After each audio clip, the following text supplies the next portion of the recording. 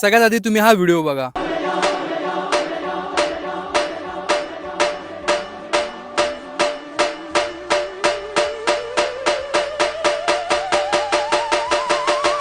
अशा प्रकारचा Ganpati Bappa special video जो तुम्हाला पण एडिट करायचा आहे ते पण तुमच्या फोनमध्ये.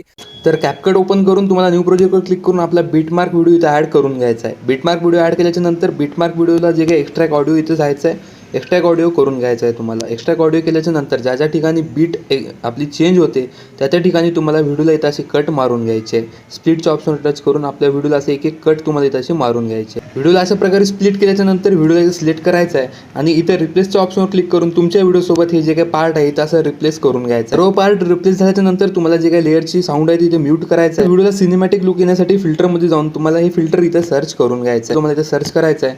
फिल्टर लावल्यानंतर त्याची ऑपॅसिटी तुम्हाला 50 पर्यंत ठेवून इथे याला सिलेक्ट इथं करून घ्यायचं आहे. व्हिडिओला अजून लुक देण्यासाठी शॅडो आणि PNG ॲड करा आणि तुमचा व्हिडिओ एक्सपोर्ट